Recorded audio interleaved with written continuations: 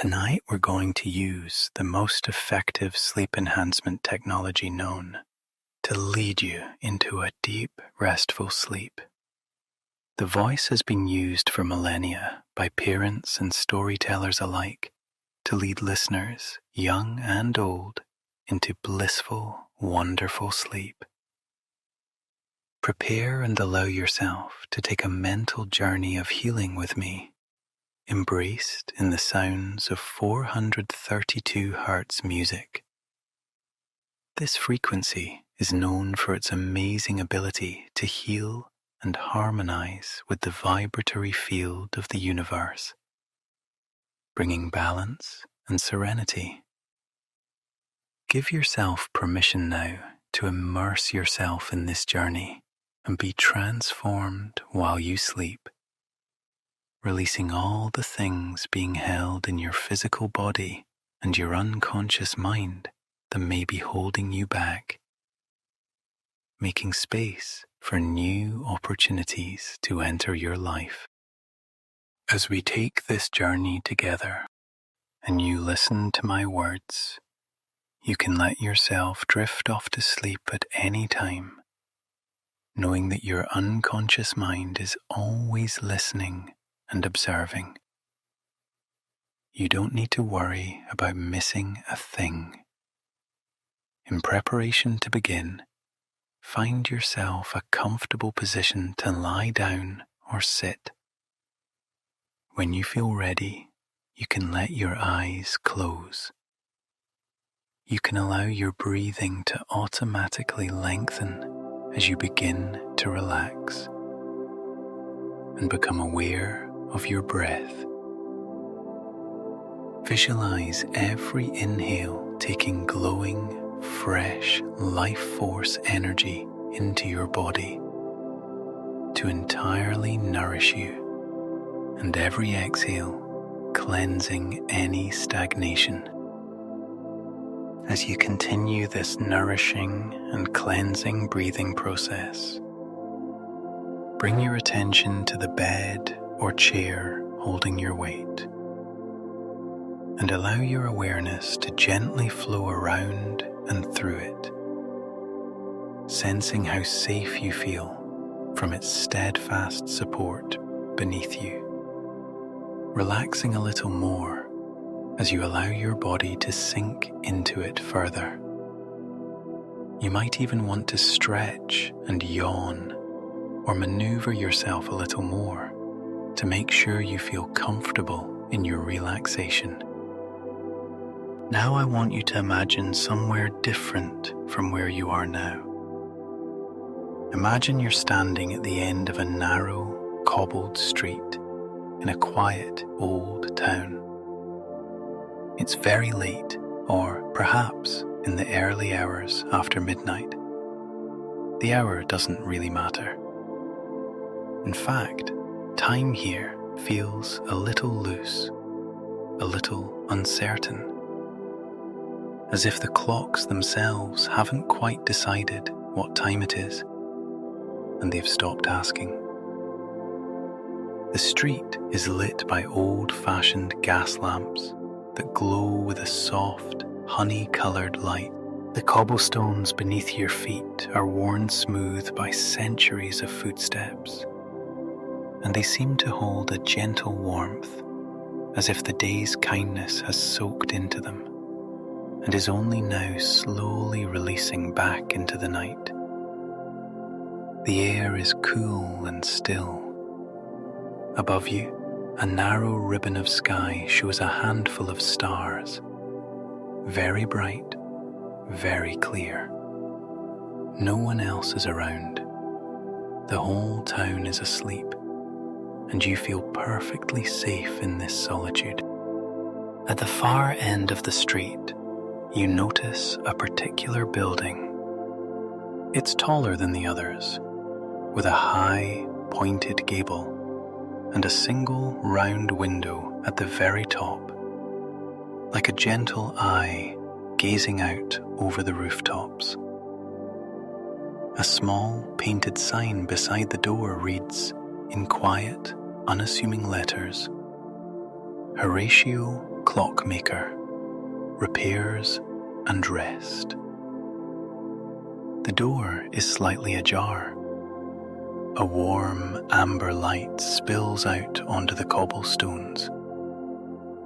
Feeling drawn to this door, not by force, but by a quiet inner knowing, the kind of knowing that doesn't need to explain itself. You know this is where you are meant to be tonight. You are exactly where you need to be. Time can wait. You can rest now. Walking towards the door, your footsteps soft and slow on the cobblestones. You push the door gently open. A little brass bell above it gives the faintest, sleepiest chime, as if it's too tired to fully ring and only wants to whisper a welcome. Stepping inside, the door closes behind you with a soft, satisfying click. The outside world, the street, the town, the stars, all seem to fade just a little, as if they've politely stepped back to give you space. Now standing in the Clockmaker's workshop, it seems the most wonderful, cluttered, cosy room you've ever seen. Every surface is covered with clocks. Grandfather clocks stand against the walls, their pendulums swinging in a slow, dignified dance. Mantel clocks sit on every shelf, their brass fittings gleaming softly. Wall clocks with round, friendly faces tick quietly to themselves. And everywhere on the workbenches are tiny pocket watches. Some open like little golden clams, their intricate insides exposed, glittering with tiny gears and springs. The air smells of wood polish, old brass, and just a hint of lavender oil. As if the clockmaker puts a drop on his handkerchief before settling down to work. There is a gentle warmth coming from a small, pot-bellied stove in the corner, its embers glowing a deep, sleepy orange. And the sound, oh the sound, hundreds of clocks, all ticking. But not in chaos, no, in the most extraordinary harmony.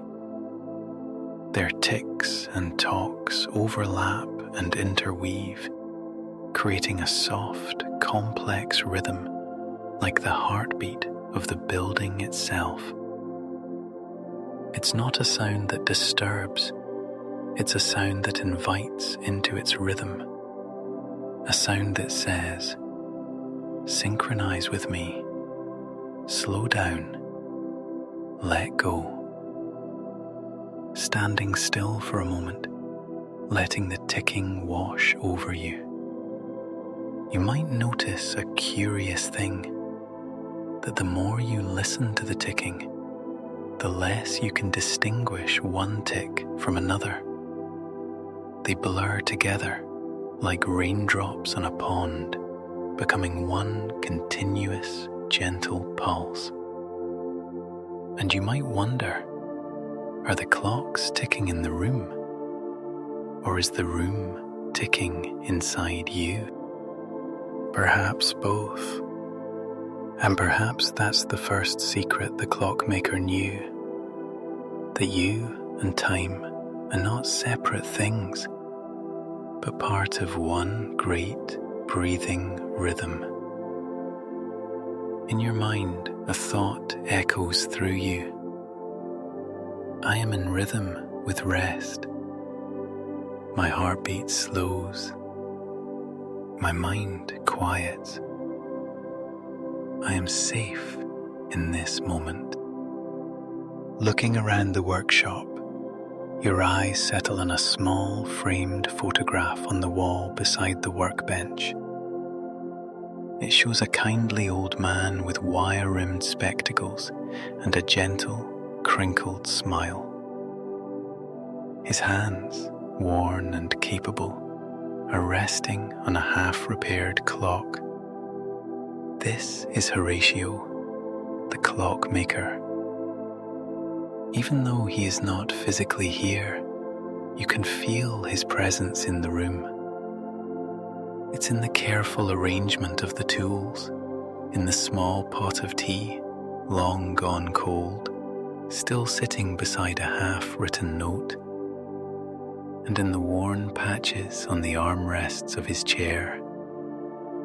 This was a man who loved what he did, who understood that time is not something to be conquered, but something to be cared for, who knew that sometimes the most loving thing you can do with time is simply let it pass while you rest.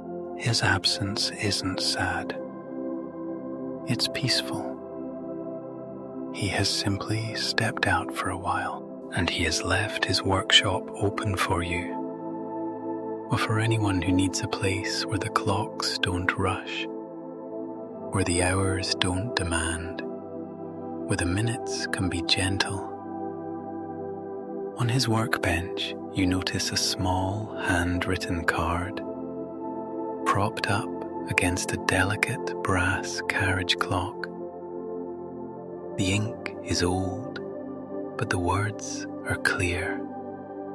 It reads, "To the tired traveler who finds this place, all my clocks are set to the same time, the time you need them to be. Stay as long as you wish.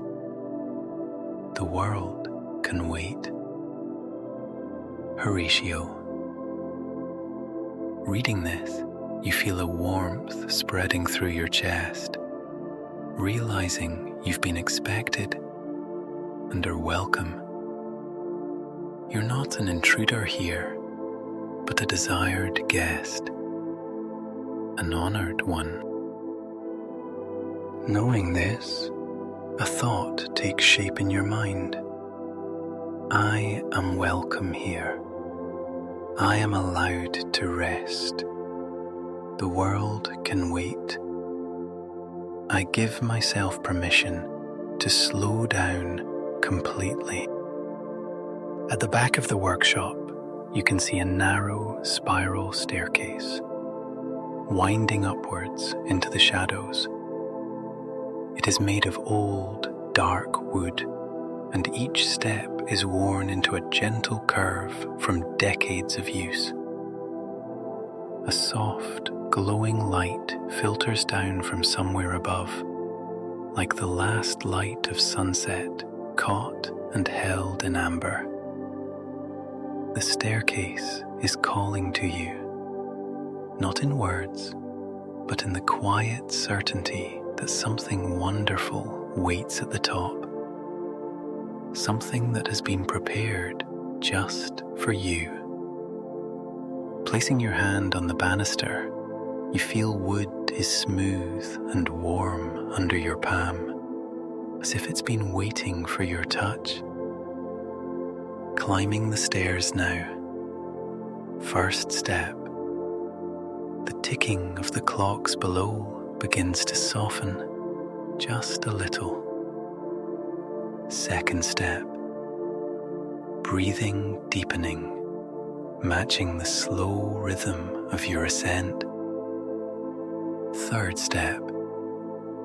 Muscles releasing in your shoulders, as if the climb itself is gently massaging away tension. Fourth step. Noticing something odd, or maybe not odd, but magical. Are you climbing up the stairs, or are the stairs somehow carrying you up, like a gentle escalator of time? And does it matter when every step feels so effortless, so natural, so inevitable? The not knowing is the third secret, that some things can happen without you having to make them happen. Fifth step, the light from above growing a little warmer. Sixth step, eyelids feeling heavier, so beautifully heavy. Seventh step, thoughts that were chasing themselves in your mind begin slowing down, as if they too are climbing stairs and pleasantly tiring. Eighth step, wondering how many steps there are in total. You might try to count, or you might let go of counting entirely, because numbers belong to the waking world, and you are leaving the waking world behind. The less you count, the more steps there seem to be, and the more steps there seem to be, the deeper the relaxation. Ninth step, a soft, muffled chiming reaching your ears. One of the clocks below striking a gentle, indeterminate hour. Or maybe it was all of them. Or maybe it was none of them. And the sound came from inside your own chest, a resonance of arrival. 10th step, you reach the top, bringing the gentle thought, I release with every breath. I descend into peace. Climbing up, I fall gently into rest. Reaching the top and stepping off the staircase, you find yourself in the Clockmaker's attic, and with the most profound, enveloping sense of peace you've ever felt, it takes your breath away. This long, cosy room, tucked directly under the eaves. The ceiling slopes gently on both sides, and the exposed wooden beams are dark with age, polished to a soft gleam by years of wood smoke and time. The walls are lined with more clocks, but these are different from the ones downstairs. These are older, quieter. They're ticking so slow and soft, it's almost like breathing. Some have stopped altogether, their hands resting at peaceful angles, as if they've retired from keeping time and now simply keep the silence. At the far end of the attic, directly facing you, is the round window you saw from the street. It's large, perhaps 6 feet across, and it fills the end wall like a gentle, watchful eye. Through it, you can see a vast, moonlit sea stretching to the horizon. The water, impossibly calm, shimmering with a path of silver light that leads all the way to the edge of the world. The moon itself is full and low, and seems to be resting on the water surface like a luminous boat. The window is slightly open at the bottom, and in the distance can be heard the rhythmic hush of the waves, a sound so steady, so ancient, it might be the oldest clock of all. Directly beneath this window sits a large, overstuffed armchair. It is old, like everything here, but wonderfully preserved. The upholstery is a deep, faded burgundy velvet, worn smooth in all the right places. A thick, soft woolen blanket in forest green is draped over one arm. Beside the chair, a small round table holds a brass oil lamp, its flame turned down to the softest glow, and a single leather-bound book with a ribbon marker. This is your place. This is where you're meant to be. Walking towards the chair, your footsteps muffled by a thick, woven rug that covers the wooden floor. The attic feels warm, not stuffy, but perfectly, cosily warm, as if the stovepipe from below passes through and radiates a gentle, ambient heat. The clocks around you, all of them, are slowing down, not in a frightening way, but in a gentle, deliberate, kind way. They're ticking, which once marked the passage of seconds, now seems to stretch, each tick becoming longer, softer, more spaced out. It's as if the very fabric of time is being lovingly unspooled, thread by thread, leaving you suspended in a warm, golden pocket where minutes no longer matter. You might wonder, are the clocks slowing down, or am I? And the clockmaker would smile if he were here and say, yes, exactly. Your mind responding with the thought, time slows for me. I am held outside of urgency. Nothing is required of me now. I can simply be. Settling deeper into the armchair, the blanket feels warm. The lamp glow is soft. The moon seems to be keeping watch, a silent, benevolent guardian. Take a moment to just be present here, listening to the sound of the clocks, those that are still ticking. Their rhythm seems even slower now.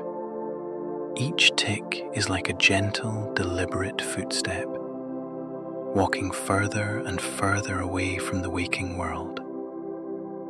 Tick, a pause that feels like an exhale. Talk, a pause that feels like the space between thoughts. Tick, longer now. The space between each sound is becoming vast, like the space between stars. And in that vastness, there is nothing you need to do, nothing you need to think, nothing you need to be. Talk.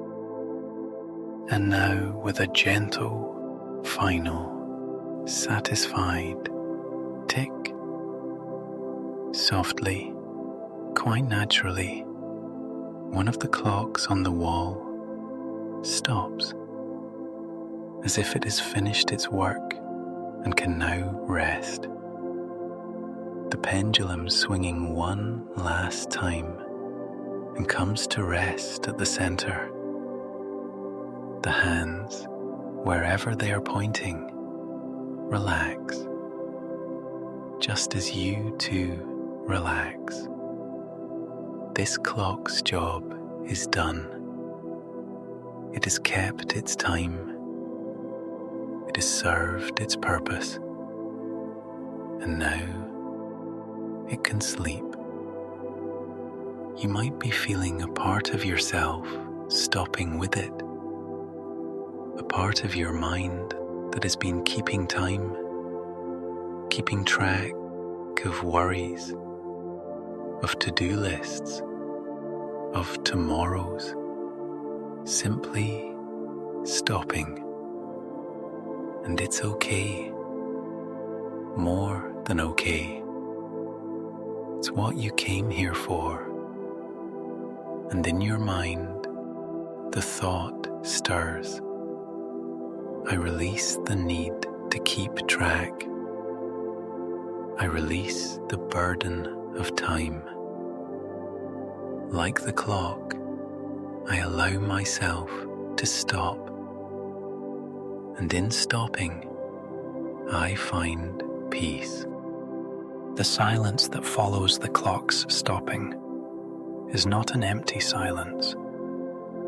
It's a full silence, a rich silence, like the silence of snow falling or the silence of a cat sleeping in a sunbeam. It has texture, it has weight, it has warmth. Nestling deeper into the chair, the woolen blanket rising and falling with your peaceful, slow, even breathing.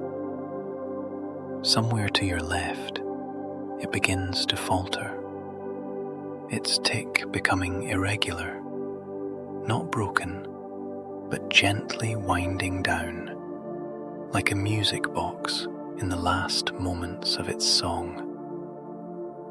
It ticks once, pauses, ticks again, pauses longer, and then, with the softest little tink, the sound of a tiny hammer touching a tiny bell, for the last time, it stops. Stillness growing around you. And here's the fourth secret, the one Horatio would only tell his most trusted visitors. The clocks were never really measuring time at all. They were measuring tension. Yours, mine, the world's. And as each one stops, it isn't time that's ending. It's the grip that time had on you. The urgency, the hurry, the constant nagging feeling that there is somewhere else you should be, something else you should be doing. All of that is dissolving, tick by talk, by silence. A third clock now stops. This one is a delicate porcelain clock on the mantelpiece, painted with tiny forget-me-nots. Its hands were frozen long ago, but its pendulum was still swinging, out of habit, out of memory. Now even that has stopped. The pendulum hangs still, while the flowers on its face seem to bloom more fully in the stillness. The quiet is becoming deeper, more layered. You can hear your own heartbeat now, not fast, not anxious, but slow and steady. A faithful drum that has been playing for you your whole life, without ever asking for recognition. Listen to it for a moment. Let it be your clock now, the only clock that matters. And in your mind's eye, you can see the words, "My heart beats in perfect peace. My body knows how to rest. I trust the rhythm within me." Your gaze drifting to the round window. You can see the moon has shifted slightly higher in the sky, and its reflection on the sea has become a broader, softer path of silver. The waves so gentle now, they are barely waves, more like the sea breathing in its sleep. A small fishing boat, far out on the water, glides silently across the moon path. Its sail is furled, and a single lantern glows at its prow. It moves without hurry, without destination, just drifting, like you. And you might wonder if the boat is real, or if the sea is real, or if the window is even a window at all, and not a painting that has somehow come to life. But the Clockmaker would tell you, gently, kindly, that it doesn't matter. What matters is how it makes you feel. And you feel calm. You feel safe. You feel held. Moving your eyes from the window to the small table beside the chair, and noticing again the leather-bound book with the ribbon marker. You reach for it. The leather feels soft and warm in your hands. Opening it to the marked page, you notice the book is handwritten in the same careful, old-fashioned script as the note downstairs. It is Horatio's journal, but it's not a record of clock repairs. It's a collection of thoughts, of wisdoms, of small, gentle truths he gathered over a lifetime of watching time pass. The entry you have opened reads, "I have spent my life mending clocks, but I have come to understand that what I was really mending was people. Every person who brought me a broken clock was really saying, I am tired. I am out of rhythm. I have lost my sense of peace. And so I would take their clock, and I would clean its gears, and oil its springs, and set it ticking again. And when they came to collect it, I would see that they too had somehow been restored, not by the clock, but by the pause, by the waiting, by the permission to stop trying for a while. The secret is this: you are not a clock. You are the silence between the ticks." Closing the book, you gently let it rest in your lap. The weight of it is comforting. The words settle into you like a stone dropped into still water. The ripples spreading outward, touching everything, gently changing everything. Thinking on the Clockmaker's words, a thought develops. I am not a machine. I am not defined by productivity. I am the silence between the ticks. I am the peace that exists beyond doing. Sitting in this wonderful, embracing chair, the blanket over you and the moon watching through the window, let's bring our attention gently to your physical body. Not to change anything, not to fix anything, just to notice, just to release. Begin by noticing your feet, however they are positioned, resting on the floor or curled up on the chair. Just notice them. Feel the weight of them, the warmth of them. And as you breathe out, let any tension in your feet simply drain away, as if the chair is gently drawing it out and passing it down through the floorboards into the earth below. Now your ankles, softening, releasing. Let them feel loose and free. Your calves and shins, all the muscles that have held you up all day, they can rest now. You are being held. They don't need to work. Your knees, let them relax. Let any stiffness melt into the soft, warm support of the chair.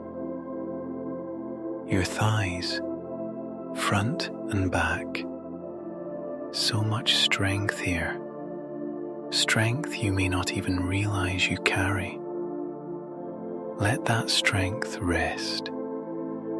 It will be there when you need it. For now, let it sleep. Your hips, the place where so many of us hold tension without knowing it. Imagine your hips becoming heavy, soft, sinking deeper into the cushions. Now, your lower back, the base of your spine. Feel a gentle warmth spreading here, as if a small, glowing ember from the stove downstairs has floated up and come to rest just here, radiating a soft, healing heat. Your abdomen, let it be soft. Let your breath move in and out without effort.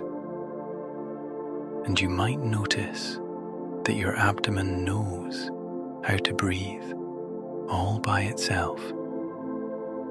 It's been doing it since the moment you were born, and it's never needed instruction. It just breathes. You are being breathed.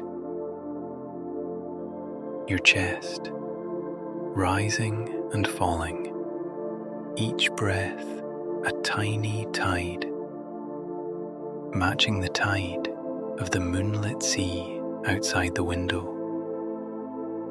In and out. In and out.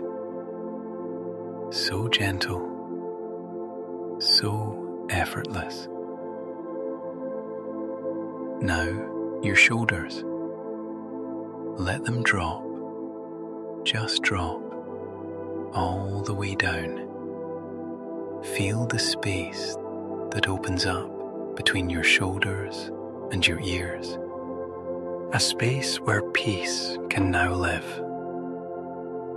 Your arms, heavy and warm. Your hands, resting wherever they are. Feel a gentle tingling in your fingertips.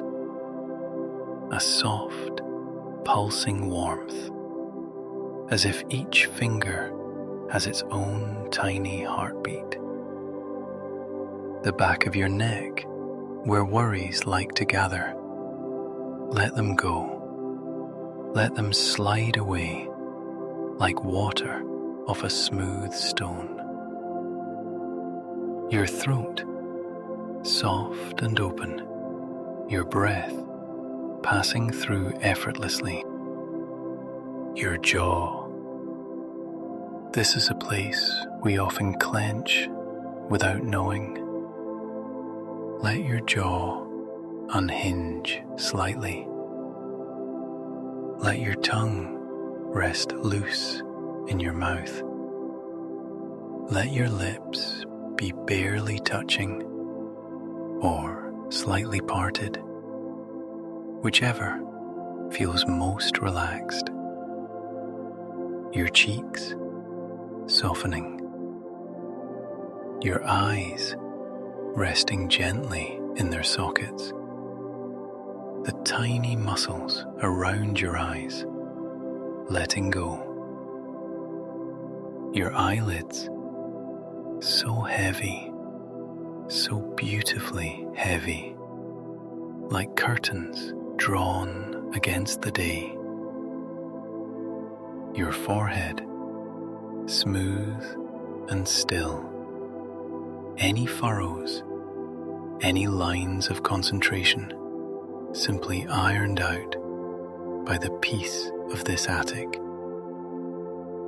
And finally, the crown of your head, the very top. Feel a gentle, tingling warmth here, as if the moonlight from the window is pooling on your crown. A blessing of light, connecting you to the quiet sky above the roof, to the stars beyond, to the infinite, restful, dark. Your mind recites, every cell in my body is at peace. I release what I do not need. I rest in perfect stillness. Now, resting in your body, so heavy, so warm, so completely relaxed. Notice that the attic has become even quieter. Most of the clocks have stopped now. Only a few remain ticking, the oldest ones, the ones that have been here the longest, as if they are the elders of this place, and they are taking their time, saying goodnight.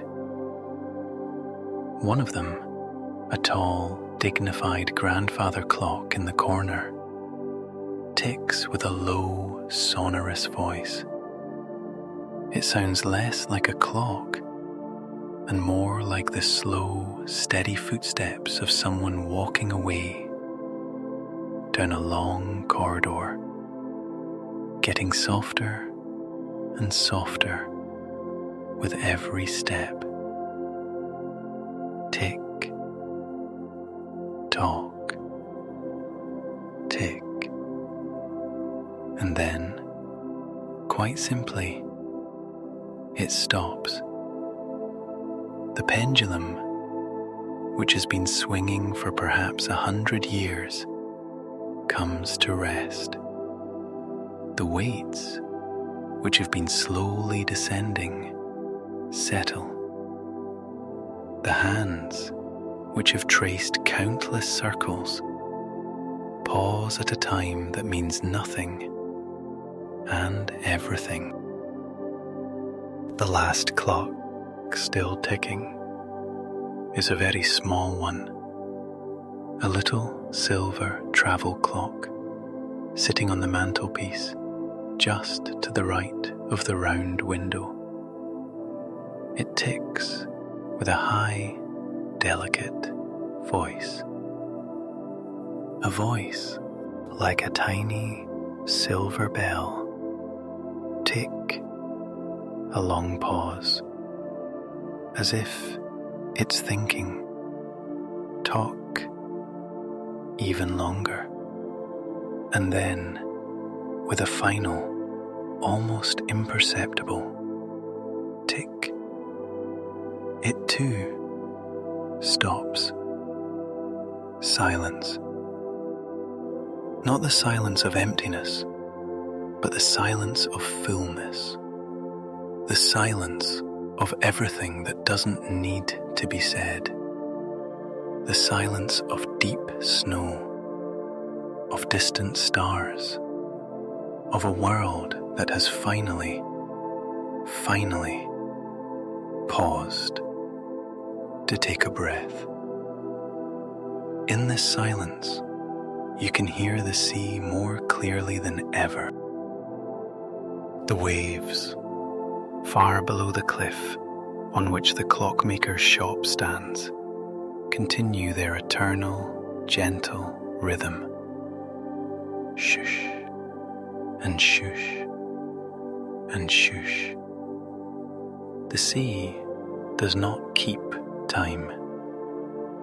The sea is time, and it is telling you in its wordless, ancient language that everything is exactly as it should be. Here's the fifth and final secret, the one Horatio wrote on the very last page of his journal, in letters so small he almost needed a magnifying glass to read them back. It said, "Time does not heal. Time simply passes. It is stillness that heals. It is silence that restores. It is the stopping, the complete, willing, surrendered stopping that brings us back to ourselves. The clocks were never the point. The pause was always the point. In stillness, I am restored. In silence, I am healed.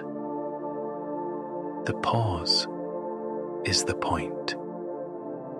I am the point of stillness, at the center of everything. If you were to open your dream eyes, you would see that the moon has traveled further across the window. It is now framed perfectly in the center of the round glass, like a pearl in a setting. Its light falling directly onto you, it pooling in your lap, touching your face with the gentlest, coolest caress. The moon has been on its own journey tonight. It has crossed the sky in its slow, faithful arc, and now it seems to pause just for you, to look in through the window and see how you are doing. And you are doing so well. You are doing exactly what you came here to do. You are resting. You are releasing. You are allowing yourself to be held by this attic, by this chair, by this night. The little boat you saw earlier has drifted out of sight. It has sailed beyond the horizon into whatever dream waits for it there. And you are drifting too, not out to sea, but inward, into the vast, calm ocean of your own unconscious mind. You might feel yourself floating now, not in the chair, but just above it, or deep within it, or everywhere at once. The boundaries of your body have become soft, permeable. Where do you end and the blanket begins? Where does the chair end and the attic begin? The questions don't need answers. The questions themselves are a kind of lullaby, rocking you gently from side to side in the cradle of not knowing. I am held. I am safe. I am drifting into the most peaceful sleep. Everything is as it should be. There's a soft creak on the staircase. Not the creak of intrusion, but the creak of something settling, of something arriving, of something that belongs. And you sense, rather than see, a presence in the attic with you. A gentle, warm, familiar presence. It's Horatio, the Clockmaker, Not in body, no. He passed long ago, peacefully, in this very attic, while looking out at this very sea. But in spirit, his spirit has never really left this attic. It's here in the wood grain, in the blanket, in the silence between the ticks. And he is so glad you came. He doesn't speak. Spirits rarely do. Not in words. He communicates in feelings. And the feeling he sends you now is one of profound, unconditional welcome. He is so proud of you for finding your way here, for climbing the stairs, for sitting in his chair, for letting the clocks stop. He always hoped someone would. He always hoped the attic would become what he designed it to be. Not a storage space for old timepieces, but a sanctuary for tired souls. His presence moves to the round window, and he looks out at the moon for a moment. Then he turns back to you. And the feeling he sends is this: sleep now. I'll keep watch. The moon and I will make sure nothing disturbs you. The sea will sing its song. The clocks will stay silent. You have nothing to do but rest, and rest, and rest. You can feel a gentle pressure on your shoulder, like a grandfather's hand, warm and dry, and infinitely kind. It lasts only a moment, but the comfort of it stays with you, settling into your bones, into your breath, into your dreams. I am watched over. I am protected. Ancient kindness surrounds me. I can let go completely now. The presence of the Clockmaker fades, but not in a sad way. It simply blends into the fabric of the attic, like sugar dissolving into warm tea. He is still here. He will always be here. But he has given you the space you need to fall fully, deeply, irrevocably asleep. And that is what is happening now. The boundary between waking and sleeping has become so thin it's barely a boundary at all. It's more like a veil, a sheer silver veil, like moonlight made into cloth, and you're passing through it effortlessly. You might notice that my voice has become less like a voice and more like a sound, part of the sea, part of the silence, part of the ticking that no longer ticks, but is somehow still here, a memory of rhythm, a ghost of time. You don't need to follow my words anymore. You don't need to listen. Your unconscious mind will do that for you. You can just drift. The sea outside the window continues its eternal hush. It has been doing this for billions of years. It will do it for billions more. You are listening to the oldest sound in the world, and it is singing you to sleep. The chair holds you. The blanket warms you. The moon watches over you. The Clockmaker's spirit keeps the vigil. The silence cradles you. You are in the safest place in the world. I am ready for deep sleep. I surrender to rest. I allow my body and mind to heal.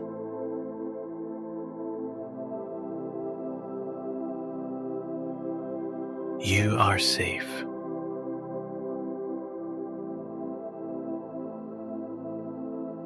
You are held.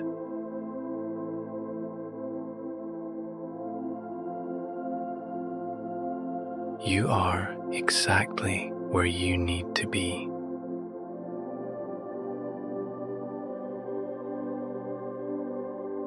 Time has stopped for you tonight.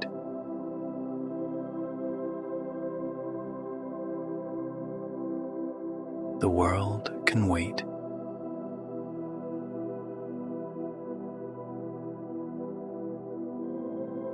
All is well.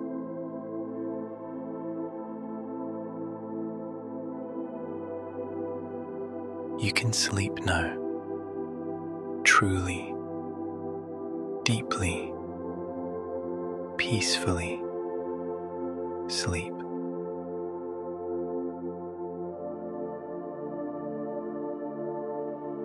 The attic will hold you until morning.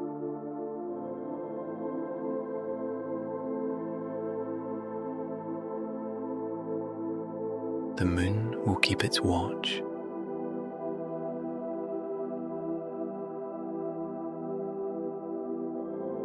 The sea will never stop singing, and you will rest.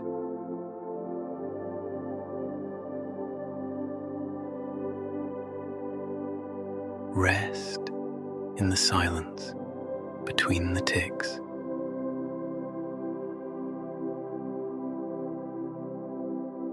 Rest in the warmth of the blanket.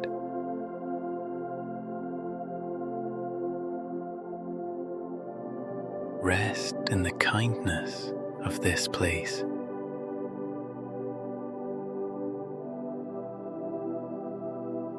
Sleep now, tired traveler.